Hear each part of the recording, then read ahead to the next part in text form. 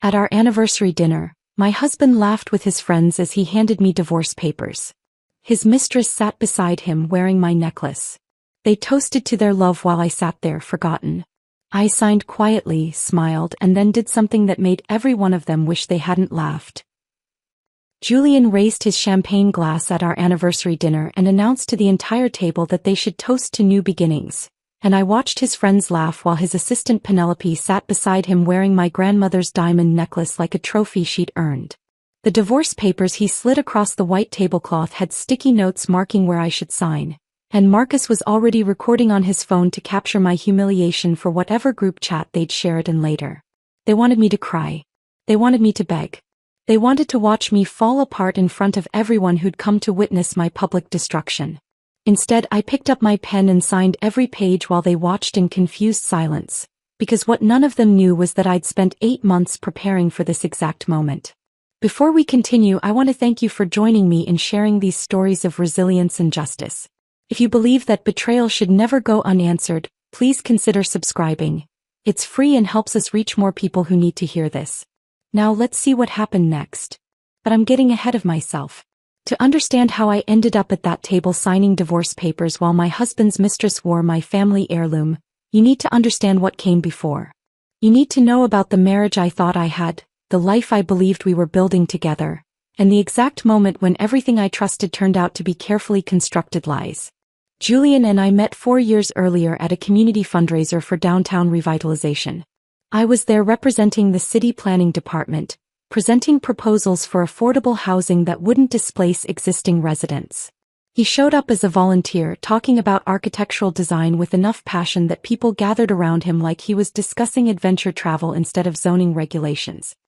He found me afterward near the refreshment table and asked intelligent questions about my work that made me feel seen in ways I hadn't experienced before. Most men I dated either found urban planning boring or felt threatened by a woman who talked about municipal codes with genuine enthusiasm. Julian seemed different. He listened when I spoke. He asked follow-up questions. He treated my career like it mattered. We dated for 18 months before he proposed at Bella Court, the upscale steakhouse with crystal chandeliers and prices that required careful budgeting for people like us who worked regular jobs and paid student loans. He'd reserved a corner table, ordered champagne I knew he couldn't really afford, and gotten down on one knee in front of strangers who applauded when I said yes. The ring wasn't expensive, but it was thoughtful, a simple band with a small diamond that he'd saved for months to buy. I wore it proudly because it represented something I'd started to believe might be real, a partnership with someone who saw me as an equal rather than an accessory to his life. Our wedding was small, held in my grandmother's garden 6 months later. She was still alive then, though already sick with the cancer that would take her 8 months after our vows. She wore her diamond necklace that day, the heirloom that had been passed through 4 generations of women in our family. After the ceremony, she took it off and placed it around my neck, her hands shaking slightly from the medication but her voice steady when she told me what it meant. This necklace had survived the Depression when my great-great-grandmother pawned everything else to keep her children fed but refused to sell this one piece. It had survived World War II when my great-grandmother wore it to her husband's funeral, and then used it as collateral for a loan to buy the house where she raised 3 children alone. It had survived my grandmother's own divorce in the 70s when her husband left her for his secretary, and she'd built a successful business from nothing while wearing this necklace to every important meeting as a reminder that she came from women who endured.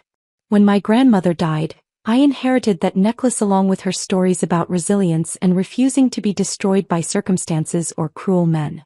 I kept it in our bedroom safe, taking it out only for the most important occasions because it represented something more valuable than the diamonds themselves. It represented survival. It represented the strength of women who'd been knocked down and gotten back up and built lives worth living despite everything that tried to break them. Julian and I moved into the house on Maple Street 3 months after our wedding. It needed work, but the bones were solid, and we spent weekends painting walls and refinishing floors and planning the renovations we'd make once we'd saved enough money. I planted roses in the garden using techniques my grandmother had taught me before she got too sick to garden anymore. Julian talked about the home office he wanted to build, the kitchen renovation that would increase the property value, the future children who might play in that garden among the roses I was cultivating.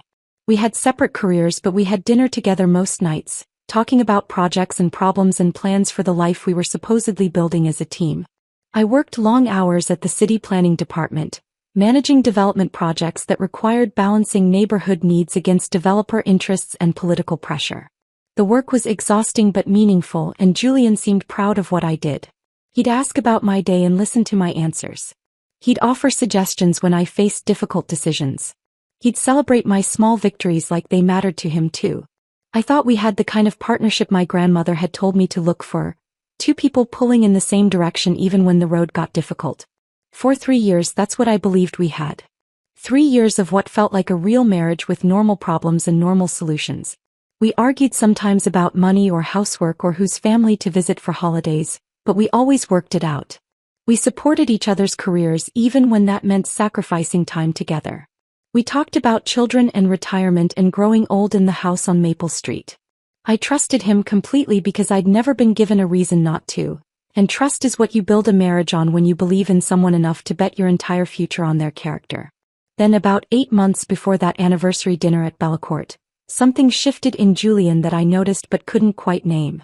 He started working later, coming home after 9 or 10 at night with explanations about difficult clients and project deadlines that sounded plausible enough. His architectural firm was going through a busy period, he said, competing for contracts that required extra hours and weekend work. I understood demanding careers because I had one too, so I didn't question the late nights or the weekend trips to meet with potential clients in other cities. I just adjusted our routine, eating dinner alone more often and saving conversations for the nights when he came home early enough to actually talk.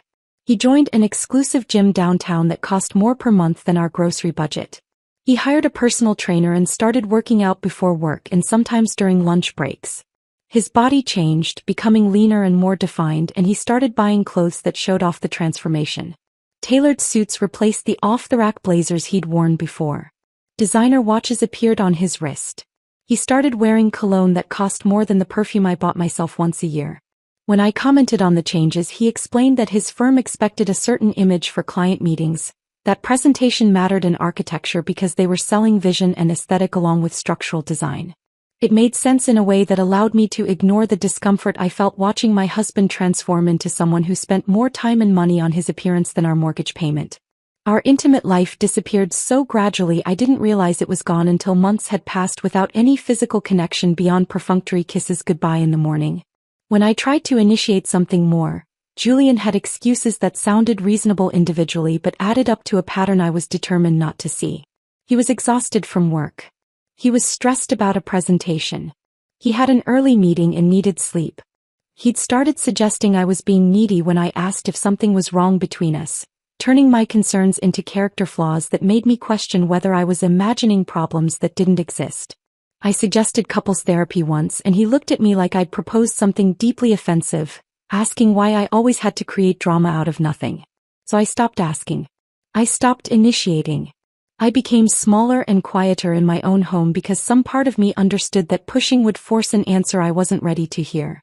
Instead, I focused on work in the garden and maintaining the appearance of normalcy through sheer determination to believe that marriages went through difficult phases and came out stronger on the other side. My sister Rachel saw what I refused to acknowledge. She came to visit one Saturday when Julian was supposedly at the office, and we sat in the garden with iced tea while she asked carefully if everything was okay with my marriage. I bristled immediately, defensive in ways that proved she'd touched something true. I insisted we were fine, just busy with work and tired from the demands of adult life. Rachel had been through a divorce 2 years earlier and recognized patterns I was actively denying. She didn't push, just squeezed my hand and said she was there whenever I needed her. After she left, I stood in our kitchen looking at the life I'd constructed around Julian's preferences and schedule. The coffee maker programmed to his settings. The meal plan organized around his dietary restrictions. The carefully maintained home that felt increasingly like a stage set for a marriage that existed only in my refusal to see it had already ended. I pushed the doubts down and told myself Rachel was projecting her failed relationship onto my perfectly fine one. Then, 3 days before our 4th anniversary, Julian sent me a text message while I was reviewing budget reports at my desk. He'd made reservations at Bellecourt for Friday night to celebrate, complete with a champagne glass emoji that felt wrong in ways I couldn't articulate. Julian hadn't initiated a celebration in over a year. Not my birthday. Not our last anniversary. Not even Valentine's Day. The sudden enthusiasm felt manufactured, performative, like he was following a script rather than expressing genuine affection.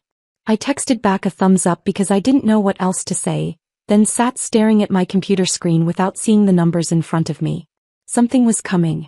Something I'd been avoiding through busyness and denial and the desperate hope that ignoring problems would somehow solve them. That night I lay awake beside Julian while he slept peacefully, completely unaware that I was finally, terrifyingly awake to realities I could no longer pretend didn't exist. But even then, even lying there in the dark knowing something was deeply wrong, I had no idea just how calculated the betrayal had been or how long Julian had been planning my destruction. I didn't know about Penelope yet. I didn't know about the money. I didn't know about any of it. That knowledge was still 3 days away, waiting for me on a Wednesday morning that would shatter every remaining illusion I'd been clinging to about the man I'd married and the life we'd supposedly built together. Wednesday morning arrived with the kind of brightness that felt insulting given what was about to happen. I woke at 5:30 to prepare for a presentation about zoning regulation changes that the city council would be voting on later that week. The project mattered. It would determine whether low-income families could remain in neighborhoods being targeted for luxury development. But my mind felt foggy from the sleepless night I'd spent lying beside Julian wondering what was coming on Friday. Julian had already left for his morning workout. At least that's what the note on the kitchen counter claimed in his neat handwriting. Early gym session back by 8. I made coffee in the machine I'd programmed to his preferred strength and temperature. Another small accommodation in the 1,000 accommodations that had defined our marriage. His laptop sat open on the kitchen table where he'd left it the night before. Screen dark but still logged in based on the small light glowing on the power button. I wasn't planning to look at it. I had no reason to distrust Julian beyond vague unease and my sister's concern and the feeling that something fundamental had shifted in our relationship. I reached past the laptop for the sugar bowl and my elbow brushed the touchpad. The screen illuminated instantly, displaying his email inbox in full detail. A notification banner appeared at the top of the screen. New message from Penelope Morrison. Subject line: Last night was incredible. My hand froze halfway to the sugar bowl. Penelope Morrison was Julian's executive assistant. I'd met her briefly at his firm's holiday party 6 months earlier. A woman in her late 20s with professionally highlighted hair and the kind of confidence that came from being attractive and knowing it. Julian had introduced her as efficient and professional. Someone who kept his schedule organized and handled difficult clients with diplomatic skill. I'd thought nothing of her then beyond a moment of comparing myself unfavorably to her youth and polish. The email preview showed the first line: I can't stop thinking about you. When can we? I clicked before my rational mind could stop my hand. The message opened, and with it, an entire archive of correspondence that had been happening in parallel to my marriage for nearly a year. Hundreds of emails organized into threaded conversations with subject lines that told their own story. Hotel confirmation for Portland trip. Can't wait for this weekend. Thinking about our future. I sat down at the kitchen table because my legs had stopped supporting my weight. I opened the first email thread, dated 11 months earlier, and started reading with the kind of methodical focus I usually reserved for budget reports and development proposals. Julian had written to Penelope about meeting for drinks after a client presentation. Her response suggested dinner instead. His reply agreed and added that he'd been wanting to spend time alone with her for weeks. Her response to that included a hotel address. The emails progressed with increasing intimacy and decreasing caution. They discussed Julian's unhappy marriage to a wife who didn't understand him, who was more interested in her career than in being a partner, who had become boring and predictable. Penelope wrote about how different he was from other men she'd dated, how mature and accomplished and worthy of someone who actually appreciated him. They planned weekend trips to coastal towns under the guise of client meetings. They discussed what their life would be like together once Julian finalized the divorce he was apparently planning. The most recent emails, sent within the last week, discussed Friday's anniversary dinner at Bellacourt. Penelope wrote that she was excited to finally be public with their relationship, that she couldn't wait to see the look on my face when I realized what was happening. Julian responded that he'd invited Marcus and Victoria as witnesses, along with his brother Derek for moral support. He described it as closure, as the official end of a marriage that had been dead for years. Penelope's response included details about the dress she'd bought for the occasion and her excitement about finally being able to wear the necklace Julian had given her. My grandmother's necklace. The heirloom that had survived 4 generations of women who'd endured worse than faithless husbands. Julian had borrowed it 6 months ago, claiming he wanted to have it cleaned and appraised for insurance purposes. I'd trusted him with something that represented my entire family's history of resilience, and he'd given it to his mistress like it was his to gift. I opened our joint bank account on my phone with hands that had started shaking. I'd been too trusting to monitor our finances carefully beyond confirming the mortgage payment cleared each month, and we maintained enough cushion for emergencies. What I found when I actually examined the statements made the affair seem almost secondary to the systematic financial betrayal. Charges at jewelry stores I'd never visited. $4,000 at Brennan Fine Jewelry 3 months ago. Another $2,600 at Hamilton's 2 weeks after that. Designer boutiques where I'd never shopped. Purchases ranging from $500 to $1,800, all in sizes that weren't mine. Expensive restaurants where we'd never eaten together. Bills for $200, $300, $400 at steakhouses and wine bars downtown. Hotel charges in Portland and Seattle and San Francisco during weekends when Julian claimed to be attending architecture conferences.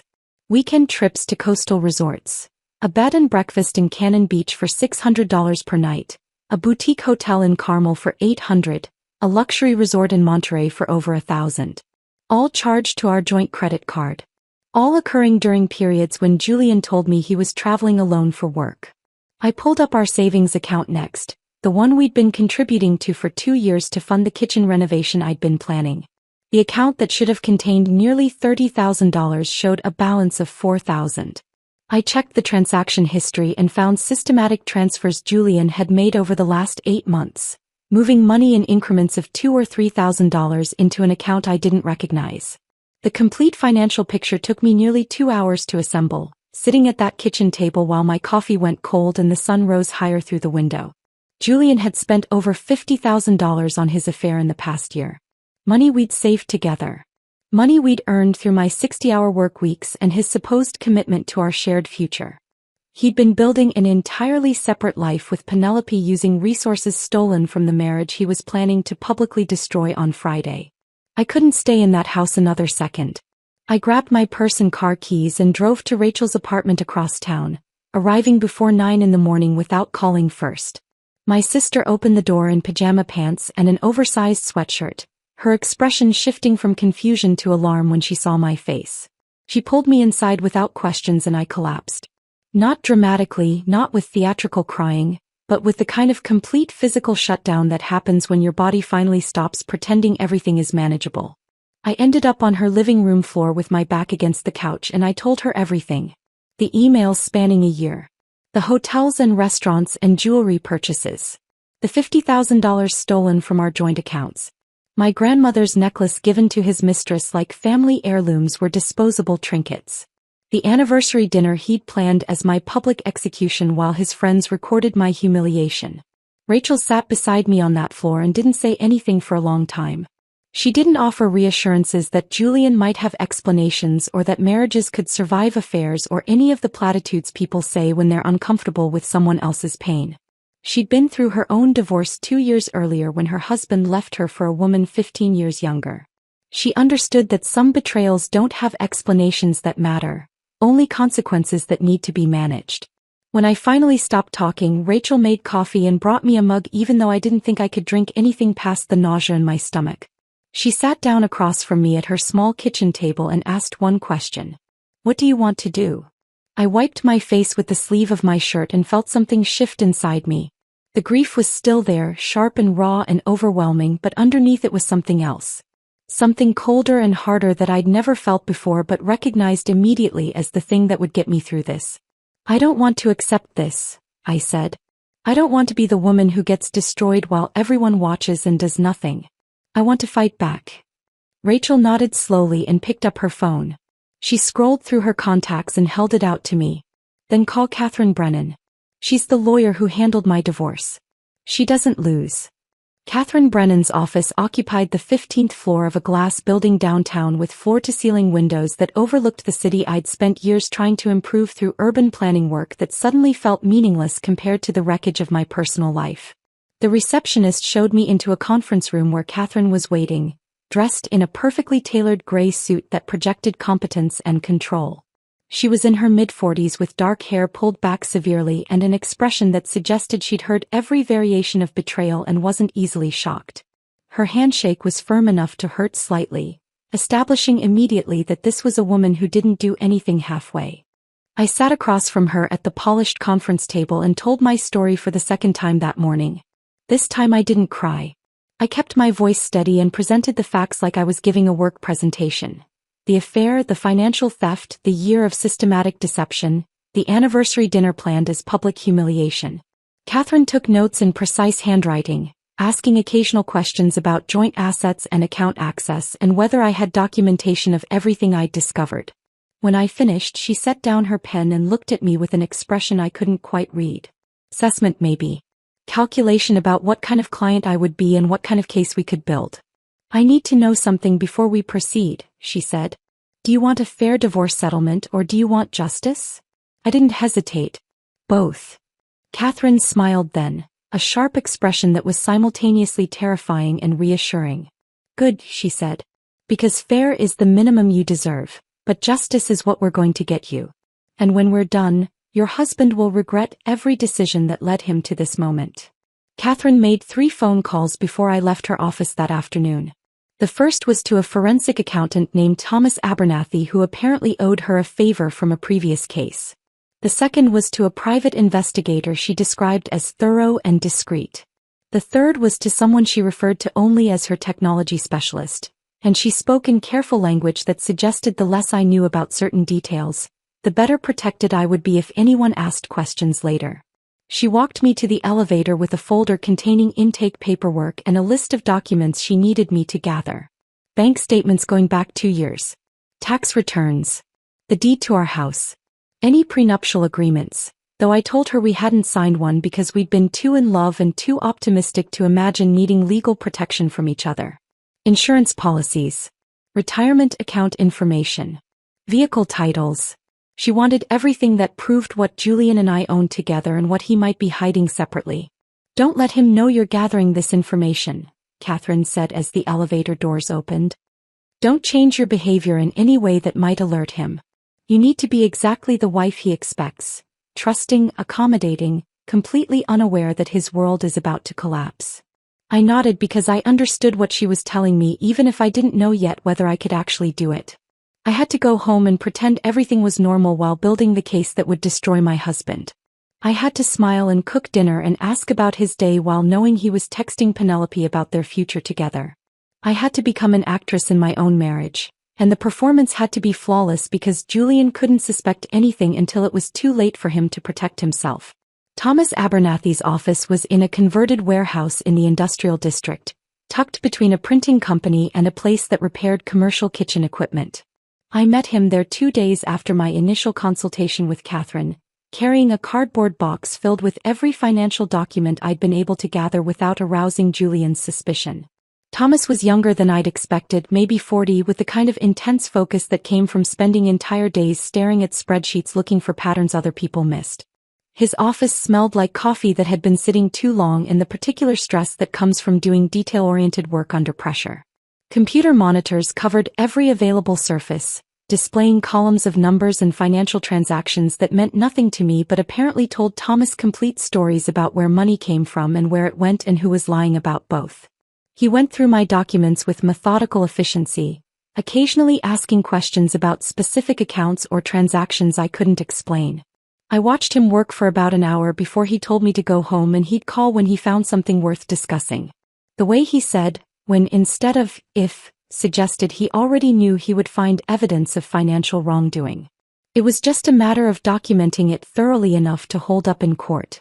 Thomas called me 3 days later and asked me to come back to his office. I told Julian I had a dentist appointment and left work early, driving to the warehouse district with my stomach in knots because I knew whatever Thomas had found would be worse than I'd imagined. I was right. Thomas had discovered that Julian hadn't just been spending our joint money recklessly on his affair.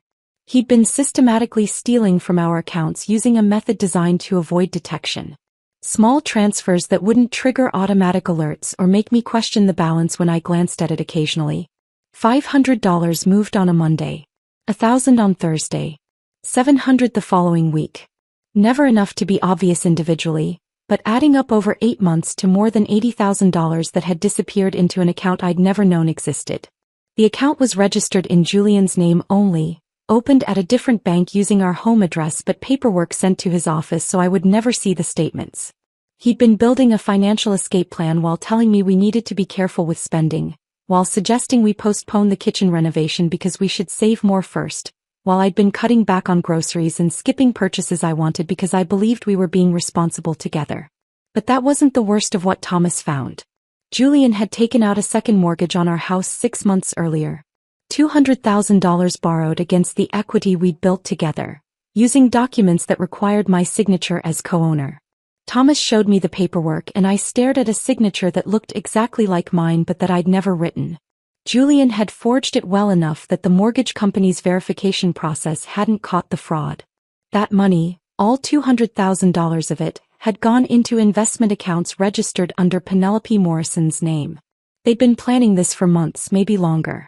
Not just an affair, but a complete financial strategy to leave me with nothing while they started their life together, funded by assets stolen from the marriage Julian was planning to publicly destroy. I sat in Thomas's office looking at the evidence spread across his desk and felt something crack inside me that I hadn't known could break. It was one thing to discover infidelity. It was something else entirely to realize your husband had been methodically robbing you while making you believe you were partners building a future together. Every conversation about budgeting had been a lie.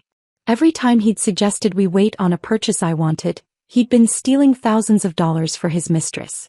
Every moment I'd trusted him with our finances, he'd been forging my signature and committing fraud that could have destroyed my credit and left me personally responsible for debts I'd never agreed to.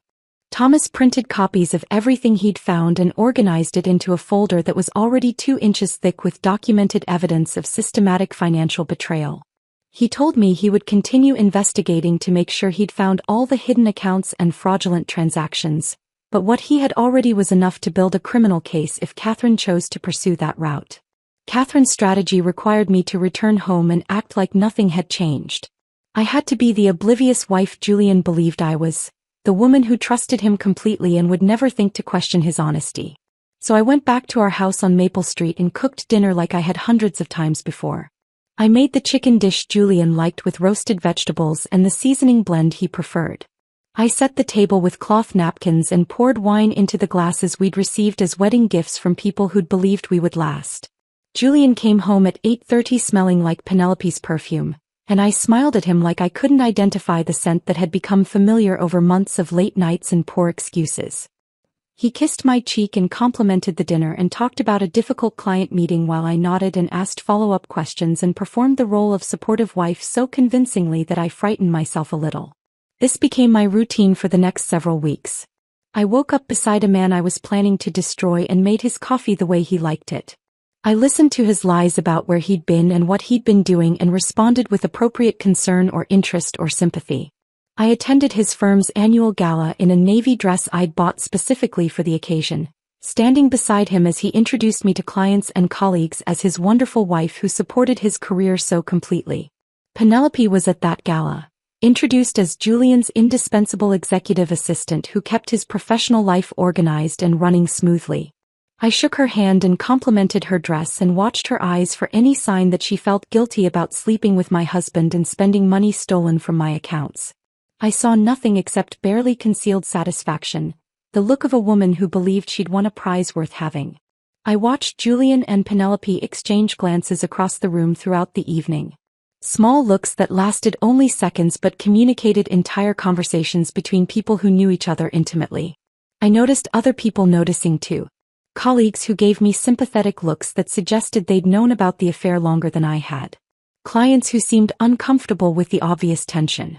Julian's business partner Marcus, who watched the interactions between Julian and Penelope with an expression that looked like amusement rather than disapproval.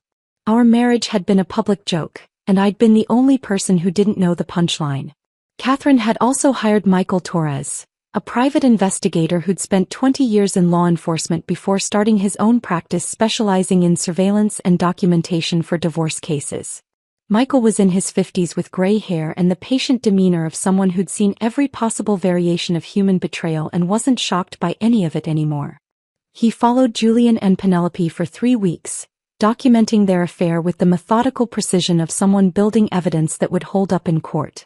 The photographs he delivered to Catherine's office were comprehensive and damning.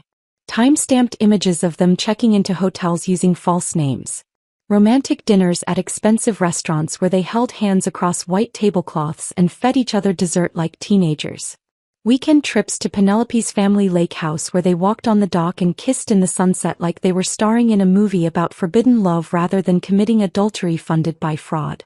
Michael had captured them in parking garages with Julian's hand on Penelope's face in that gesture men use when they want to appear tender and romantic. He had photographs of them laughing together in ways that hurt to look at because Julian hadn't laughed like that with me in over a year. He had video of them in hotel lobbies, casual and comfortable with each other in ways that proved this wasn't a new relationship or a momentary mistake but an established partnership that had been running parallel to my marriage for months. Catherine showed me every photograph and I forced myself to study each one carefully even though they felt like small knives cutting into something I'd thought was already too damaged to hurt worse. I needed to understand exactly what I was fighting against and exactly what Julian had chosen over the marriage we'd supposedly built together. 2 weeks before our anniversary, Julian came home with unusual enthusiasm and announced he'd made reservations at Bellecourt to celebrate. He wanted to invite close friends, he said. Marcus and Victoria definitely. His brother Derek. Maybe a couple others who'd been important to us over the years. He smiled at me like he was planning something wonderful, and I smiled back while my stomach turned to ice and my mind raced through everything Catherine and I had discussed about what might be coming. I knew immediately what this dinner meant. Julian wasn't planning a celebration.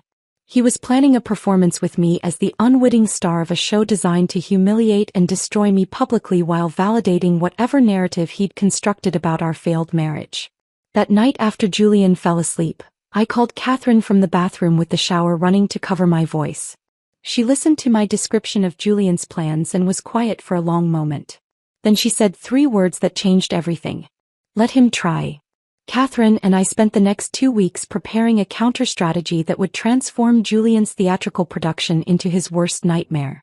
She scheduled daily meetings at her office where we reviewed every piece of evidence Thomas and Michael had gathered, organizing it into a presentation that would tell the complete story of Julian's betrayal in a format impossible to deny or dismiss.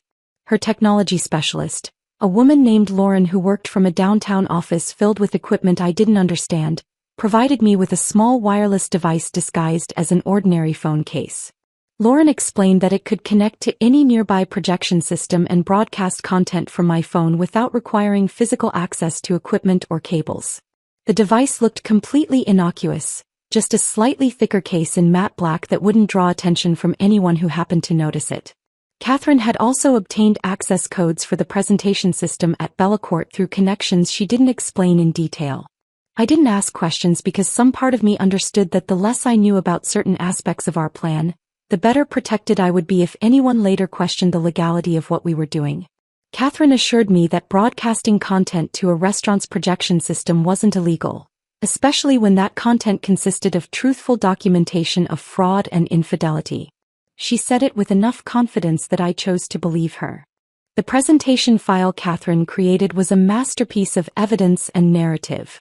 It opened with photographs Michael had taken of Julian and Penelope together, time-stamped and geotagged to prove when and where they'd been documenting their affair while I'd been home alone believing my husband was working late. Then came financial records showing the hidden accounts, the systematic transfers of money from our joint savings, the charges for hotels and jewelry and romantic dinners at restaurants I'd never visited. Email exchanges between Julian and Penelope scrolled across the screen in their own words, discussing their future together and their plans for after the divorce Julian had been orchestrating without my knowledge. The final section showed the forged mortgage documents with my signature that I'd never written, along with bank records proving that $200,000 had disappeared into investment accounts registered under Penelope Morrison's name. Catherine had even included a brief text overlay explaining what constituted financial fraud and forgery under state law, turning the presentation into something that resembled a legal brief as much as it did evidence of personal betrayal. She set the entire thing to music. Vivaldi's Summer from the Four Seasons, specifically the third movement that builds from deceptive calm into raging storm. The music gave the presentation a cinematic quality that made it feel less like a collection of documents and more like a story with rising action and inevitable conclusion. 5 days before the anniversary dinner, Rachel came to visit while Julian was at work. I'd been avoiding my sister for the past week because I knew she had concerns about what I was planning, and I didn't want those concerns to shake my resolve when I'd finally found the strength to fight back. We sat in the garden among the roses I'd been tending since we moved into this house. The late afternoon sun filtered through the leaves overhead, and the air smelled like summer and growing things that would bloom again next year regardless of what happened to the people who planted them. Rachel didn't make small talk. She looked at me with the directness that came from being sisters who'd survived our own difficult childhoods and knew each other well enough to skip past pleasantries. "Are you absolutely sure you want to do this?" she asked carefully. "Once you hit that button at the restaurant, there's no taking it back. Julian will be destroyed publicly, and yes, he deserves it, but you'll have to live with being the person who did that." I looked at my sister and felt the weight of what I was planning settle on my shoulders in ways it hadn't before. Part of me, the part that had loved Julian 4 years ago when he proposed under those crystal chandeliers, whispered that public humiliation was cruel regardless of what he'd done to me first. That I should handle this privately with dignity and take satisfaction from legal victory rather than public revenge. That becoming the kind of person who destroyed someone else, even someone who deserved destruction, would change me in ways I might not be able to recover from. But then I thought about Penelope wearing my grandmother's necklace. About Julian laughing with his friends while planning to serve me divorce papers as entertainment for an audience he'd carefully selected to witness my humiliation.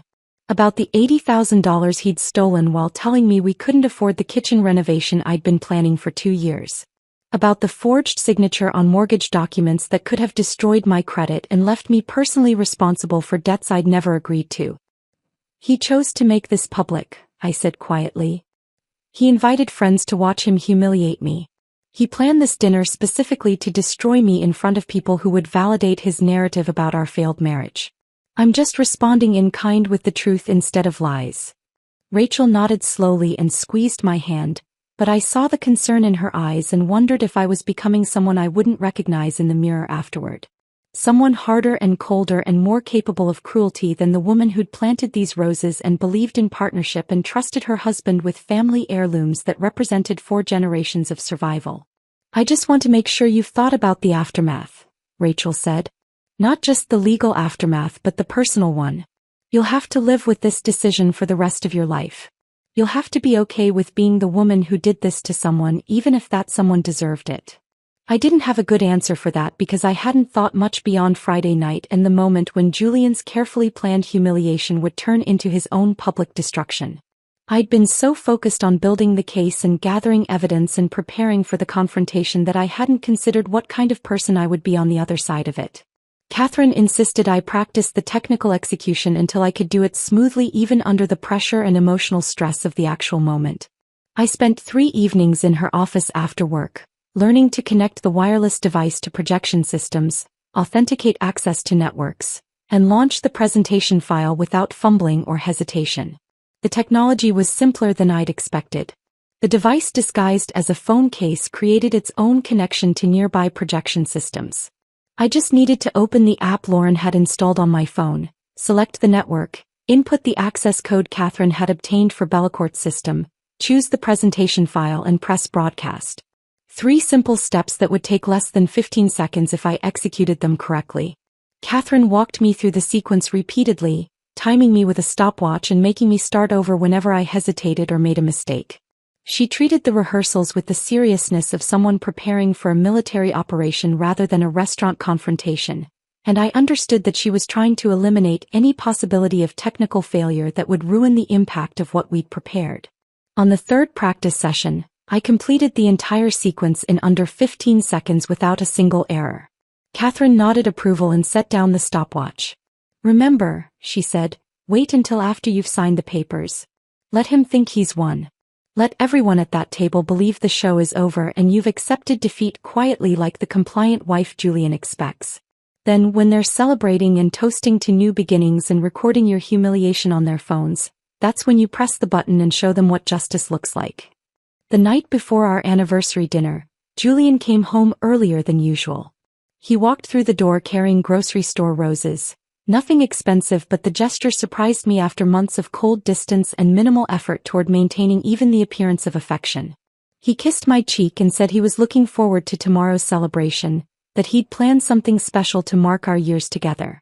The words were so perfectly calculated to sound genuine while meaning something entirely different that I felt something twist in my chest that might have been the last remnant of love turning into pure contempt.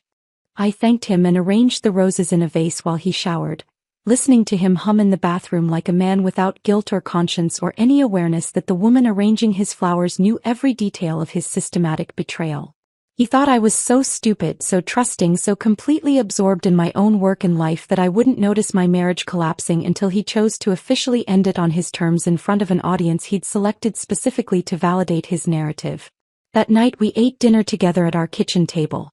Julian talked about a project at his firm and asked polite questions about my work at the city planning department. We made small talk about weather and whether we needed to have the gutters cleaned before winter. We performed the routine of a functional marriage with enough skill that an outside observer would never have guessed that one of us was planning public humiliation while the other was planning public destruction.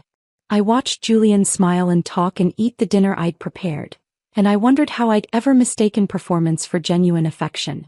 How I'd believed in this man enough to marry him and trust him with my grandmother's necklace and plan a future that included children who would carry his name. How I'd been so completely fooled by someone who turned out to be nothing like the person he'd pretended to be when we met at that community fundraiser 4 years ago. When he went to bed, I sat alone in the living room holding my grandmother's favorite photograph. She was 25 in the picture, standing in front of a house she'd bought by herself after her husband died in the war. Her expression was defiant and strong, the look of a woman who'd survived something that should have destroyed her and came through it harder and more capable than before. "I won't let them take what's ours," I whispered to that photograph, and I felt her strength move through me like permission to do what needed to be done. Friday morning arrived with clear skies and temperatures perfect for outdoor dining. Julian woke early and dressed carefully in his best suit, humming while he adjusted his tie in the bathroom mirror like a man preparing for a celebration rather than a betrayal. I put on the emerald dress he'd once said brought out my eyes, applied makeup with steady hands, and checked my phone to confirm the presentation file Catherine had sent was downloaded and ready. The wireless device sat in its disguised phone case, completely ordinary and unremarkable, carrying the power to transform Julian's planned humiliation into his own public destruction. Before leaving for work, Julian kissed my forehead and said he'd meet me at the restaurant at 8. That I shouldn't be late for our special evening. I watched him drive away and felt completely calm. Not the calm of peace, but the calm of absolute certainty about what needed to happen next. I called Catherine one final time. "Are you ready?" she asked. "I've been ready for months," I answered. "Good," she said. "Then go show him what happens when you underestimate a quiet woman." I spent the afternoon at work pretending to review development proposals while actually running through the technical sequence in my mind for the 100th time. Open the app. Select the network. Input the access code. Choose the file. Press broadcast. 15 seconds that would change everything. At 6:30 I left the office and drove home to change into the emerald dress. The house felt strange and hollow, like I was already viewing it as something that belonged to my past rather than my present. I applied makeup carefully in the bathroom mirror, studying my reflection and wondering if the woman looking back would recognize herself tomorrow after everything that was about to happen. I arrived at Bellacourt at exactly 8 o'clock. The restaurant looked the same as it had 4 years ago when Julian proposed. Crystal chandeliers casting warm light across white tablecloths, dark mahogany paneling designed to make diners feel sophisticated and important. The quiet murmur of expensive conversations about business deals and romantic celebrations. I stood outside for a moment, taking one last deep breath of cool evening air before walking through doors that would close behind me on the life I'd been living and open onto something entirely different. The hostess greeted me with the professional warmth reserved for restaurants where entrees cost $40 and dessert required a second mortgage. She guided me through the dining room without needing to ask where I was headed. which suggested Julian had made arrangements for his performance to have maximum visibility. I spotted the table immediately. Large, positioned in the corner with clear sight lines from most of the restaurant, impossible to miss. Julian sat at the center like a man holding court, wearing his most expensive suit and an expression of barely contained satisfaction. Surrounding him were the people he'd chosen as his audience. Marcus occupied the seat to Julian's right, wearing success-like cologne, expensive watch, tailored suit, the confident posture of someone whose business was thriving and whose moral compromises never kept him awake at night. His wife Victoria sat beside him, dripping in jewelry that announced her husband's financial status more effectively than any business card. She wore a smile that looked practiced and artificial, the expression of a woman who'd spent years perfecting the art of looking interested in conversations that bored her. Derek, Julian's younger brother, already had a drink in hand though dinner hadn't started. He specialized in inappropriate jokes and excessive drinking at family gatherings, the kind of person who thought crude humor made him entertaining rather than exhausting. His presence signaled that this evening would spiral into chaos, which was apparently exactly what Julian wanted. But the person who made rage flash through me so hot and sudden I nearly stumbled was Penelope Morrison, sitting directly beside Julian with her hand resting possessively on his arm. She wore a form-fitting black dress that left little to imagination, and around her throat hung my grandmother's diamond necklace. That necklace had survived the Depression when my great-great-grandmother refused to sell it despite having nothing else of value. It had survived World War II when my great-grandmother wore it to her husband's funeral and then used it as loan collateral to keep her children fed. It had survived my grandmother's divorce when her husband left for his secretary, and she'd built a business from nothing while wearing that necklace to every important meeting as armor against a world that tried to break her. Now it hung around the throat of my husband's mistress like a trophy she'd earned rather than stolen, glittering under Bellecourt's chandeliers while Penelope smiled at me with barely concealed satisfaction. I kept walking toward the table, keeping my face carefully neutral, letting them see exactly what they expected. The confused wife walking into an ambush without any idea what was coming. My clutch contained my phone with the wireless device attached, the presentation file already downloaded and ready, 3 steps away from transforming this performance into something Julian hadn't rehearsed. As I approached, Julian raised his champagne glass. His voice carried across nearby tables when he announced loudly enough for half the restaurant to hear that they should toast to new chapters and inevitable conclusions. The table erupted in laughter that sounded rehearsed and performative. Marcus raised his glass with obvious approval. Victoria tittered behind her hand like she was watching theater rather than participating in someone's destruction. Derek grinned and drank deeply, already playing his assigned role as the brother who validated Julian's choices regardless of their moral implications. I understood in that moment that they'd practiced this. They'd actually sat together before tonight and rehearsed how they would humiliate me, coordinating their responses for maximum impact and entertainment value. Julian reached into his leather briefcase, the one I'd given him 2 years ago for a promotion he'd celebrated by taking Penelope on a weekend trip he claimed was a work conference, and extracted a thick envelope embossed with a law firm's logo. He slid it across the white tablecloth with exaggerated ceremony, his movements theatrical and deliberate. "Happy anniversary, Sadie," he said, and the satisfaction in his voice was so thick I could almost taste it. This was his moment of triumph, carefully planned and perfectly executed, or so he believed. I picked up the envelope and opened it slowly, aware that every person at this table was watching my face for the reaction they'd come to witness. Inside were divorce papers, professionally prepared and already completed except for my signature. Bright yellow sticky notes marked every line where I needed to sign, as if Julian feared I might be too stupid to find them on my own without guidance. I read through the documents carefully while the table watched in anticipation.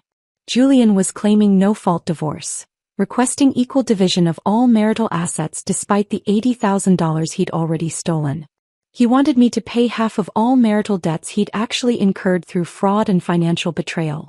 The papers requested I vacate our house within 30 days to give him time to sell it without the inconvenience of my presence. He was even asking for spousal support based on the claim that I'd been the higher earner during our marriage, which was technically true but only because he'd been spending our joint income on his mistress rather than contributing to household expenses. It was a masterpiece of audacity, and if I hadn't spent 8 months preparing with Catherine, I might have believed I had no choice but to accept these terms or face lengthy court battles I couldn't afford. Instead, I pulled a pen from my clutch and began signing every page with steady hands. The table watched in increasingly confused silence. This wasn't the script they'd written. The humiliated wife was supposed to cry or beg or demand explanations. She was supposed to fight back and create drama they could record on their phones and discuss later over drinks and social media posts about the spectacle they'd witnessed. I signed the final page, slid the papers back across the table and looked at Julian directly. "Thank you," I said quietly. "Thank you for making this so easy." Then I stood, smoothed the emerald dress Julian had once said brought out my eyes and pulled out my phone. The wireless device disguised as a phone case activated the moment I opened the app. I selected the network, Bellecourt Events, the corporate presentation system Catherine had obtained access codes for through connections she'd never fully explained. I input the 8-digit code, chose the presentation file labeled anniversary_truth.mp4, and pressed broadcast. 3 steps. 15 seconds. The large screen on the dining room wall that typically displayed the wine menu and dessert specials flickered from bright graphics to black. Julian noticed first. His expression shifted from satisfaction to confusion, his champagne glass frozen halfway to his mouth. Marcus stopped mid-laugh, the sound cutting off abruptly as he followed Julian's gaze to the screen. Penelope's hand tightened on Julian's arm, her perfectly manicured nails pressing into his expensive suit jacket. The presentation began with classical music filling the restaurant. Vivaldi's Summer, third movement, the section that builds from deceptive calm into raging storm. The volume was perfectly calibrated, loud enough to be clearly heard throughout the dining room but not so loud it felt aggressive or jarring. The first image appeared on screen. A photograph of Julian and Penelope kissing in his office parking garage, time-stamped with date and location data clearly visible. Then another image dissolved into view, them checking into the Riverside Hotel under names that weren't their own, the registration desk visible in the background with staff who would later confirm the booking when Catherine's investigator contacted them for statements. Then another photograph. And another. A comprehensive visual documentation of their year-long affair displayed on a screen large enough that every person in Bellecourt's dining room could see it clearly. The restaurant had gone completely silent. Other diners had stopped eating, forks suspended halfway to mouths as they turned to watch the screen. Conversations died mid-sentence. Servers froze with trays in hand, uncertain whether to continue working or stand still and witness whatever was unfolding. But the photographs were only the beginning of what Catherine had prepared. Financial records appeared next on that massive screen. Bank statements showing the hidden account Julian had opened without my knowledge, with systematic transfers of $500 here, $1,000 there, adding up to more than $80,000 stolen over 8 months. Credit card statements displaying charges at jewelry stores and hotels and expensive restaurants, each purchase annotated with date and location and the name of the merchant who could verify what had been bought and for whom. Then came the mortgage documents. The papers Julian had signed using my forged signature to take out $200,000 against our house, with side-by-side comparisons showing my actual signature versus the forgery he'd created. Bank records proved where that money had gone. Into investment accounts registered under Penelope Morrison's name. Email exchanges scrolled across the screen in Julian and Penelope's own words. Her messages about being grateful he'd chosen her over his boring, career-obsessed wife who never appreciated him. His responses describing me as an obstacle to overcome rather than a person he'd once promised to love and honor. Their discussions about vacation plans and future living arrangements and the life they would build together once Julian finalized the divorce he'd been planning for months without my knowledge. Text messages followed, displayed in the familiar format of phone screenshots that made them feel immediate and personal. Julian promising Penelope my grandmother's necklace as an engagement ring once the divorce was complete. Penelope expressing excitement about wearing it publicly at our anniversary dinner as a symbol of her victory. Their casual cruelty preserved forever in messages they'd believed were private. The restaurant remained absolutely silent except for Vivaldi's music building toward its inevitable crescendo. Julian's face had turned a shade somewhere between white and gray, the color of someone experiencing shock and realizing simultaneously that everything they'd planned had collapsed into disaster. Penelope had released his arm and was attempting to sink lower in her chair as if she could disappear through the leather upholstery and escape through the floor. Marcus was staring at his phone where someone had apparently just sent him the video link.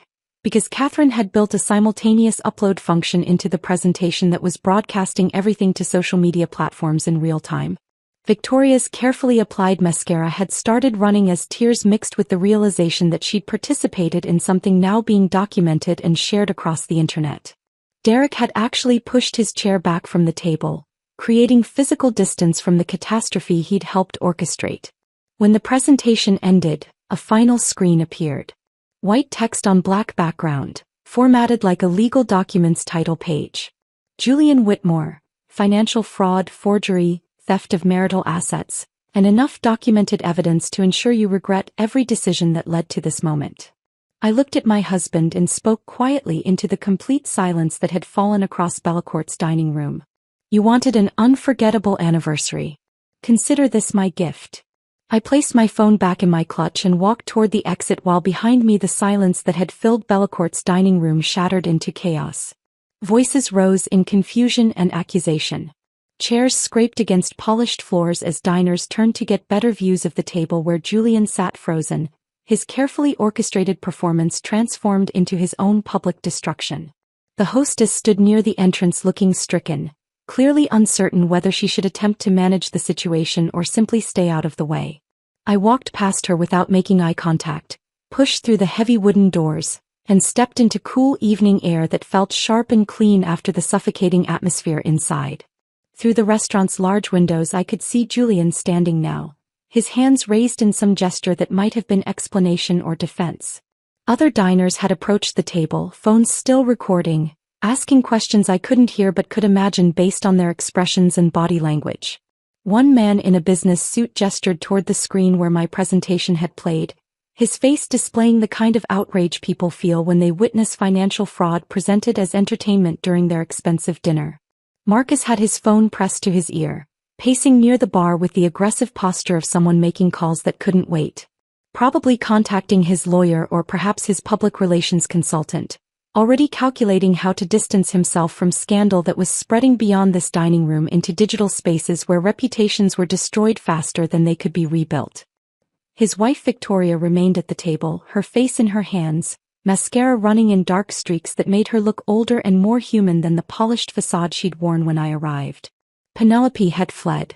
I'd watched her stand abruptly when the financial records appeared on screen, her hand releasing Julian's arm as she moved toward the bathrooms with the desperate speed of someone who needed to escape immediate visibility. The black dress she'd worn so confidently and my grandmother's necklace she'd displayed like a trophy had disappeared around the corner, and I wondered if she was crying or vomiting or simply hiding in a stall hoping the floor would open and swallow her into some dimension where her choices hadn't been broadcast to an entire restaurant of witnesses with recording devices. Derek remained at the table, alone now, finishing his drink with the deliberate focus of someone who'd decided alcohol was the appropriate response to disaster. Even he looked shaken despite his usual imperviousness to consequences and social judgment. His hand trembled slightly when he raised the glass, and I felt a strange moment of something that wasn't quite sympathy but wasn't satisfaction either. The valet brought my car within minutes, a young man who looked uncomfortable and avoided meeting my eyes directly. I tipped him $20 despite his obvious distress at having witnessed the scene inside, then sat in the driver's seat for a moment before starting the engine. My phone vibrated with incoming messages. The first was from Catherine, sent just minutes after I'd walked out. Brilliant execution. Come to my office tomorrow morning. We finish this. The second was from Rachel. Holy hell, you're trending on social media. Call me when you're ready. I set the phone down without responding to either message and drove home through streets that looked exactly the same as they had 2 hours earlier when I'd driven them in the opposite direction. Traffic lights changed on their regular schedules. Other cars moved with normal Friday evening urgency toward restaurants and entertainment venues where their evenings would unfold in conventional ways without public confrontations or viral videos or marriages ending in spectacular fashion. I pulled into the driveway of the house Julian and I had shared, the place where I'd planted roses and planned renovations and believed I was building a life that would last. The windows were dark. The garden I'd tended for years looked peaceful in the dim light from the street lamp. Everything appeared normal and unchanged, which felt absurd given that nothing would ever be normal or unchanged again. I sat in the dark car for 10 minutes, unable to make myself go inside. My hands were shaking now in delayed reaction to what I'd just done. The calm I'd felt throughout the dinner and the presentation had evaporated, replaced by something that felt like shock mixed with disbelief that I'd actually executed the plan Catherine and I had prepared so carefully. When I finally walked into the house, the silence felt different than it had that morning. Heavier somehow. More permanent. This was no longer the home I shared with my husband. It was just a house that contained my possessions and memories of a marriage that had ended tonight in front of an audience that now numbered in the millions based on Rachel's text about trending on social media. I didn't sleep that night. I lay in bed staring at the ceiling and occasionally checking my phone to watch the numbers climb. By midnight, the video had been viewed 2 million times. By 3 in the morning, that number had doubled. Someone at Bellacourt had recorded the entire presentation on their phone and posted it across multiple platforms with captions that varied but all told the same basic story. Wife serves justice at anniversary dinner. Cheating husband gets what he deserves. Watch karma happen in real time. The comment sections filled with thousands of responses. Most were supportive, people sharing their own betrayal stories and praising me for standing up publicly rather than accepting humiliation quietly. Women wrote about husbands who'd cheated and stolen and lied, expressing vicarious satisfaction at watching Julian's careful plans collapse into documented evidence of his fraud and infidelity. Men wrote about being blindsided by partners they trusted, finding validation in my refusal to be destroyed quietly. But not everyone approved. There were accusations that I'd been cruel, that public humiliation was never justified regardless of what someone had done to deserve it, that I should have handled this privately like an adult instead of destroying Julian's reputation and career for revenge that served no purpose beyond making me feel powerful. Some comments suggested I was vindictive and cold, that my actions revealed character flaws as serious as Julian's betrayal, that I'd lowered myself to his level instead of taking the moral high ground. I read those criticisms and felt something complicated twist in my chest. Part of me wondered if they were right, if I'd crossed a line that couldn't be uncrossed, if the satisfaction I'd felt watching Julian's face turn gray had transformed me into someone I wouldn't recognize in the mirror tomorrow. Then I remembered Penelope wearing my grandmother's necklace like a trophy she'd earned rather than stolen. I remembered Julian's satisfied smile as he slid those divorce papers across the table. I remembered the $80,000 he'd taken from our joint accounts while telling me we couldn't afford the kitchen renovation I'd been planning. The doubt hardened back into certainty. He'd chosen to make my destruction public entertainment. I'd simply responded in kind with truth instead of lies. Catherine called at noon on Saturday with news delivered in her characteristically direct manner. No pleasantries or questions about how I was handling the aftermath. Julian's architectural firm had released a statement announcing his immediate termination following revelation of financial impropriety and conduct unbecoming of their professional standards. The statement expressed shock and disappointment, referenced their zero-tolerance policy for fraud, and assured clients that this individual's actions did not reflect the firm's values or practices. Penelope had been fired as well, her career as an executive assistant effectively over since background checks would now permanently link her name to fraud scandals and affair documentation that existed in video format across every major social media platform. No reputable company would hire someone whose poor judgment and participation in financial crimes had been broadcast to millions of people. Marcus had dissolved his business partnership with Julian within hours of the video going viral. Not from moral outrage or ethical awakening, Catherine explained, but because the association had become toxic to his own reputation and client relationships. Marcus released his own statement expressing shock at his former partner's deception, painting himself as another victim who'd been fooled by Julian's fraud, carefully omitting his presence at the anniversary dinner where he'd laughed and raised his glass to my public humiliation.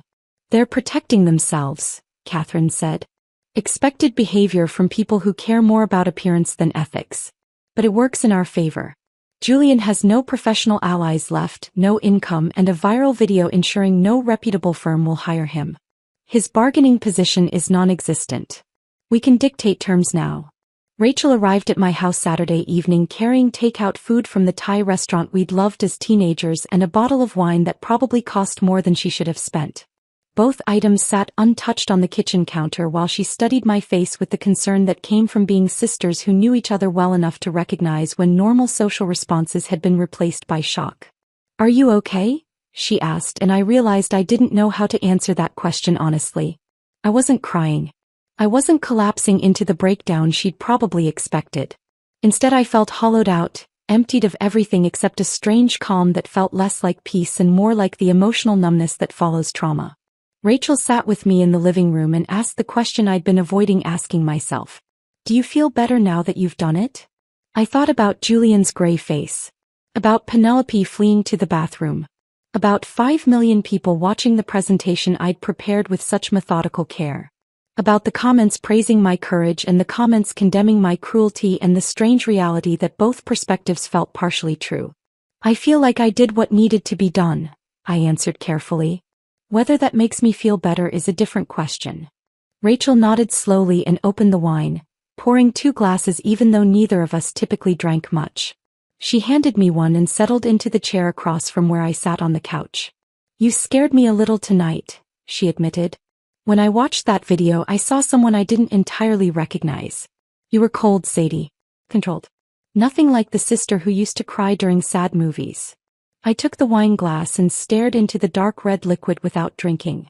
"Maybe," I said quietly, "that sister couldn't survive what Julian did. Maybe I had to become someone else to get through this." Rachel stayed with me that night, sleeping in the guest room like she had during difficult periods of our childhood when one of us needed the other's presence more than conversation. The next morning, she made coffee and sat with me at the kitchen table while I prepared for my meeting with Catherine. The legal proceedings that followed moved with surprising speed. Catherine had constructed a case so thoroughly documented and legally airtight that Julian's attorney spent their first consultation advising him to accept whatever settlement terms we offered rather than face a judge who would review the evidence and react with predictable fury. I learned this later from Catherine, who had sources within the legal community that provided insights into opposing counsel's strategies and recommendations. The hidden accounts Julian had created were frozen through emergency court orders, then seized and liquidated with funds returned to me along with substantial penalties for fraudulent transfer of marital assets. The second mortgage he had taken out using forged documents bearing my signature was voided entirely, with Julian held personally responsible for all associated debts. Nearly $200,000 he now owed to the mortgage company with no income or assets to satisfy the obligation.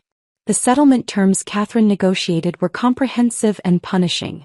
I was awarded the house on Maple Street with sole ownership, no requirement to buy out Julian's supposed equity given that he had already stolen far more than any equity share would have provided. Both vehicles were transferred to my name. All retirement accounts we had accumulated during the marriage became mine exclusively. Catherine argued successfully that Julian had forfeited any claim to marital assets through his systematic fraud and theft. Additionally, I was awarded substantial spousal support based on Julian's previous salary at the architectural firm that had terminated his employment. The judge calculated the amount using his income from before he was fired, not his current unemployment status, reasoning that his loss of income resulted directly from his own fraudulent actions and should not reduce his financial obligations to the spouse he had defrauded. The court hearing where these terms were finalized took place 3 weeks after the anniversary dinner. Julian sat beside his attorney looking diminished in ways that went beyond the obvious financial and professional destruction. He had lost weight. His expensive suit hung loosely on a frame that appeared to have shrunk. The confident posture I had known throughout our marriage had collapsed into something that resembled defeat but might have been simply exhaustion. The judge who reviewed our case was a woman in her early 60s named Margaret Thornton, with a reputation for no-nonsense rulings and particular intolerance for financial fraud. She barely concealed her contempt when addressing Julian directly, asking how he had justified forging his wife's signature on mortgage documents while conducting an affair funded by marital assets he was systematically stealing. Julian had no answer that did not make him appear worse. He stammered something about mistakes and poor judgment and circumstances that had spiraled beyond his control. Judge Thornton cut him off mid-sentence and said that adults were responsible for the circumstances they created through their choices, and that claiming loss of control was an insult to her intelligence and to the court's time. The entire proceeding took less than 90 minutes. When it ended, Catherine shook my hand in the courthouse hallway and said I had won everything possible under the law. She looked satisfied in ways that suggested professional pride in the quality of the case she had built and the outcome she had secured for her client. I felt nothing except a strange emptiness that I could not explain to Catherine or to myself. The most personally satisfying legal victory involved recovering my grandmother's diamond necklace. Catherine had filed theft charges against Penelope Morrison, arguing that Julian had no legal right to give away property that belonged to me individually rather than to our marital estate. The necklace had been inherited before our marriage, making it separate property under state law regardless of where we had stored it during our years together. The police retrieved it from Penelope's apartment during a search conducted as part of the broader financial fraud investigation. Detective Harrison, a patient man in his 40s who had handled property crimes for 15 years, delivered it to me at Catherine's office still sealed in an evidence bag marked with case numbers and dates that documented its journey through the legal system. When I held that necklace again after months of knowing Penelope wore it like a trophy, I cried for the first time since discovering Julian's betrayal. Not from sadness exactly, but from relief that something precious and irreplaceable had been recovered from wreckage that had consumed so much else. The tears surprised me with their intensity, coming from some place deeper than the controlled anger that had sustained me through preparation and confrontation and legal proceedings. I had the necklace professionally cleaned and appraised at a jewelry store downtown that specialized in estate pieces and antique restoration. The jeweler was an older man named Samuel who handled the necklace with the careful respect it deserved, examining each diamond under magnification and researching the setting's origin through reference materials he kept in leather-bound volumes behind his counter. The appraisal revealed that the necklace was worth significantly more than I had known. Nearly $30,000 based on the quality of the diamonds and the craftsmanship of the platinum setting. My grandmother had been more resourceful and financially successful than family stories had suggested, or perhaps she had simply understood the importance of investing in something beautiful and portable that could serve as emergency funds if circumstances required. Samuel asked about the necklace's history while he cleaned it, and I told him what I knew. For generations of women who had survived betrayal and hardship and rebuilt their lives from nothing. My great-great-grandmother who had refused to sell it during the Depression despite having nothing else of value. My great-grandmother who had worn it to her husband's funeral and then used it as loan collateral to keep her children fed. My grandmother who had worn it to business meetings as armor against a world that tried to break women who dared to build success on their own terms. Samuel smiled and said it looked like a survivor's necklace, which felt exactly right. I wore it home that day, and every time I caught my reflection in a window or mirror, I saw my grandmother's defiant strength looking back at me from my own face. But winning legally and recovering what had been stolen did not feel the way I had imagined during those 8 months of preparation. I stood in my kitchen one evening about 2 months after the anniversary dinner, surrounded by everything I had fought for. The house was mine. The financial security was mine. The justice Catherine had promised had been delivered in full measure through court orders and settlement agreements that left Julian with nothing except debts he could not pay and a reputation he could not repair. Julian was destroyed exactly as I had planned. His career was over. His reputation was permanently damaged by a viral video that would exist on the internet forever, resurfacing whenever anyone searched his name for employment or personal reasons. His relationship with Penelope had apparently ended within weeks once the money disappeared and reality replaced fantasy. I had achieved complete victory, and it felt hollow in ways I could not articulate even to myself in the privacy of my own thoughts. Rachel found me sitting on the kitchen floor that evening, not crying or having any visible breakdown, just sitting in the dark because I lacked the energy to turn on lights or move to more comfortable locations. My sister let herself in with the key I had given her months ago and found me there among the shadows. "What's wrong?" she asked, her voice carrying the worry that came from recognizing that something had broken in ways that legal victories could not fix. "I won," I said quietly. "I got everything I wanted. The house. The money. Justice. Everything Catherine said we would get.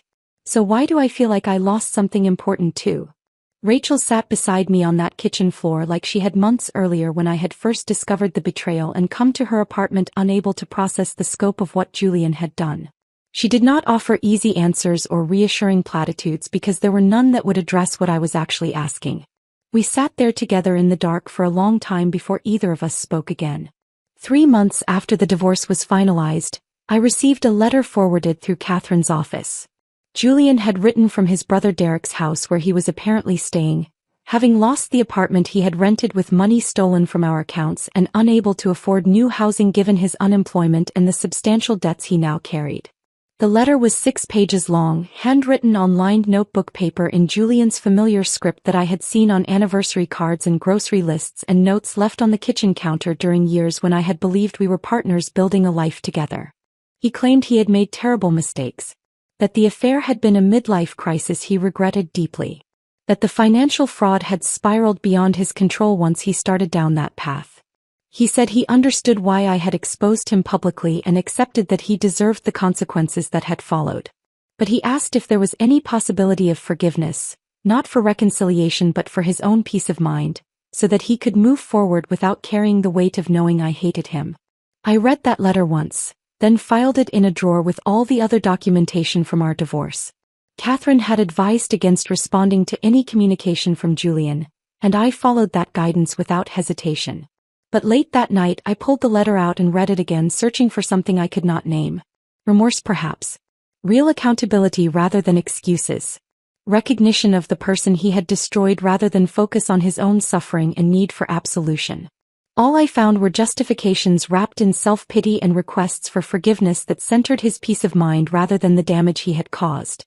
I burned the letter in my fireplace, watching the paper curl and blacken, turning 6 pages of apologies that arrived too late to matter into ash that disappeared up the chimney into night air. The ash from Julian's letter settled in the fireplace, and I sat watching the last fragments glow and fade until nothing remained except the faint smell of burned paper. The symbolic gesture of destroying his request for forgiveness should have felt cathartic, but instead it left me with the same hollow sensation that had accompanied every victory in this process.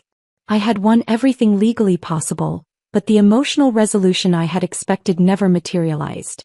6 months after the anniversary dinner at Bellecourt, I stood in my newly renovated home office overlooking the garden where roses bloomed in colors my grandmother had planted decades before I was born. The house was mine now in ways that went beyond legal ownership documented in court filings and property records. Every room had been systematically redecorated to erase traces of Julian's presence and preferences. I had painted the master bedroom a soft gray that felt calming rather than the bold navy Julian had insisted would be sophisticated. The furniture we had chosen together during optimistic early years of marriage had been sold or donated, replaced with pieces I selected alone based purely on my own aesthetic preferences without compromise or negotiation. Artwork I had been collecting quietly for years, stored in closets because Julian found it too abstract or too feminine, now hung on walls throughout the house.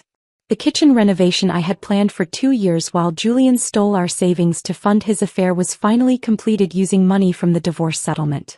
New countertops in pale quartz replaced the dated laminate. Updated appliances included a professional-grade range I had wanted but Julian claimed was excessive for someone who was not a chef. A breakfast nook with windows overlooking the garden provided space where I sat most mornings with coffee and silence, reading newspapers or simply watching birds visit the feeders I had installed. The transformation had been expensive, consuming a substantial portion of the settlement funds Catherine had secured. But the cost was necessary for my survival in this space. I could not continue living in what felt like a museum preserving a failed marriage. I needed to create something new from the ruins of what had been destroyed, to inhabit rooms that reflected the person I was becoming rather than the person I had been when I believed partnership meant accommodating someone else's preferences at the expense of my own. The garden became my primary form of therapy during those months of renovation and emotional reconstruction. I spent hours on weekends digging in soil and pruning roses, pulling weeds and planting new varieties that would bloom in colors Julian had never seen.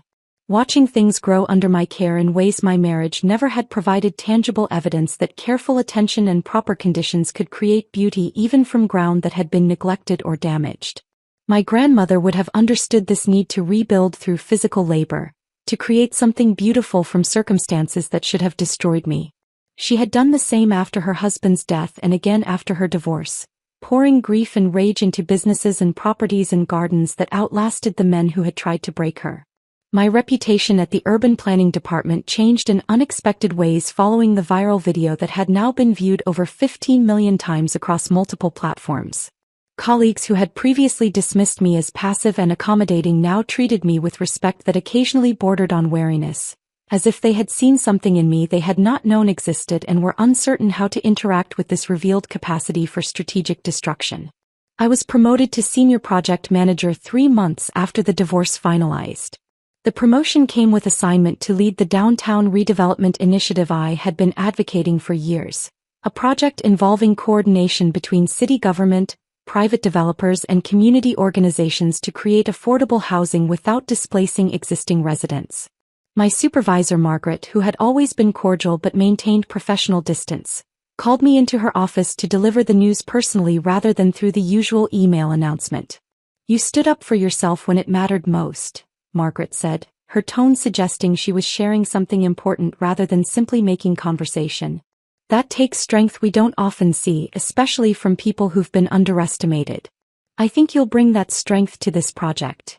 The promotion included a substantial salary increase and access to resources I had been denied previously when male colleagues with less experience had been given preference for high-profile assignments.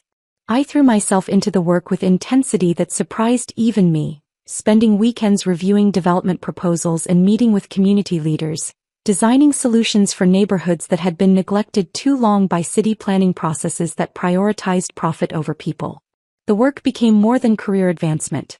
It became proof that I could build something meaningful from destruction, that the same strategic thinking and careful preparation I had used to destroy Julian could be redirected toward creating positive change in my community.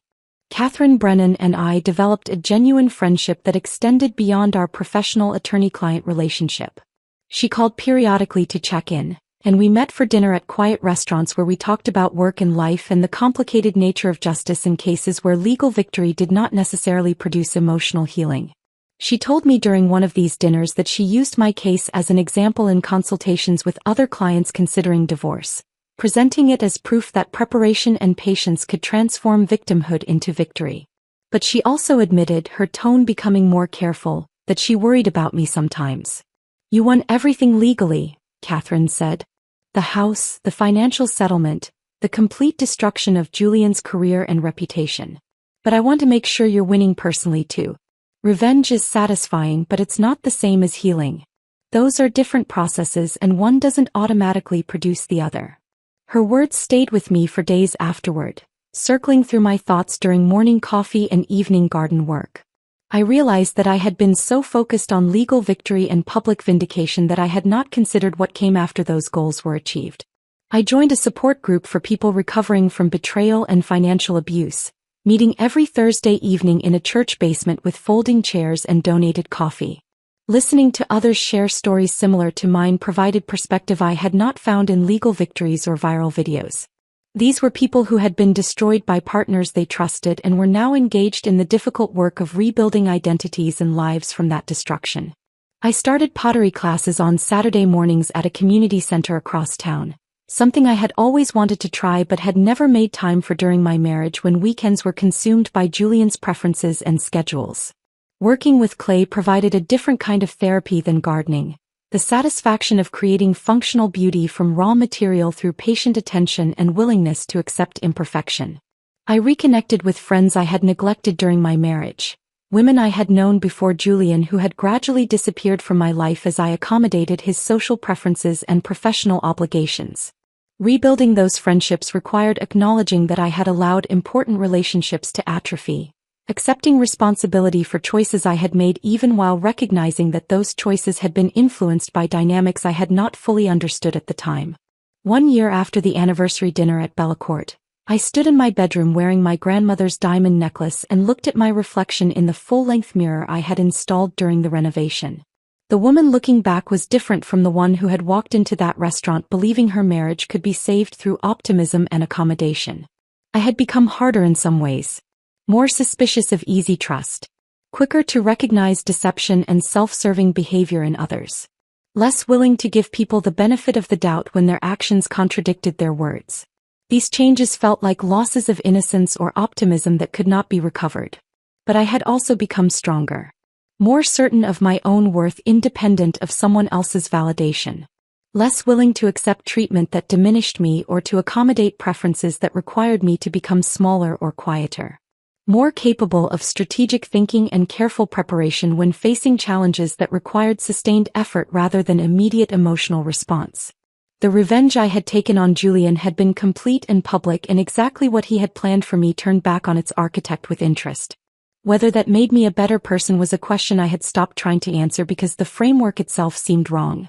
Better than what? Better than whom? The question assumed moral absolutes in situations that were far more complicated than simple judgments of right and wrong could address. I had done what I needed to survive. What I needed to reclaim power that had been stolen through systematic lies and financial fraud and casual cruelty. People often say revenge accomplishes nothing, that forgiveness represents the higher path, that taking the moral high ground produces better outcomes than descending to the level of those who wronged you. Maybe they are right in abstract terms. Maybe I should have signed those divorce papers privately, accepted the betrayal with dignity, and rebuilt my life without the dramatic confrontation that had now been viewed by millions of people I would never meet. But Julian had chosen to make my humiliation a public performance. He had selected that restaurant and invited that audience and planned every detail of my destruction for his entertainment and validation. He had handed me divorce papers in front of his friends and his mistress wearing my grandmother's necklace, expecting me to collapse into tears that would justify his narrative about our failed marriage. I had simply responded with truth instead of accepting the role of passive victim he had written for me in his story. I walked away with everything that mattered. My home. My career. My grandmother's necklace. The knowledge that quiet women who are pushed too far can become forces that reshape the landscape around them. The anniversary dinner Julian planned as my ending became his instead. I learned that the best revenge is not served cold, but served publicly with evidence, in front of everyone who thought you would simply accept defeat. Julian wanted to forget me and build a new life with Penelope. Instead, he will remember me every single day for the rest of his life. That turned out to be satisfaction money simply cannot buy. If this story of calculated justice and reclaimed power had you completely captivated, hit that like button right now. My favorite part was when Sadie calmly signed those divorce papers before revealing the presentation that exposed everything Julian had done. What was your favorite moment? Drop it in the comments below. Don't miss more compelling stories of betrayal and redemption like this. Subscribe and hit that notification bell so you never miss an upload.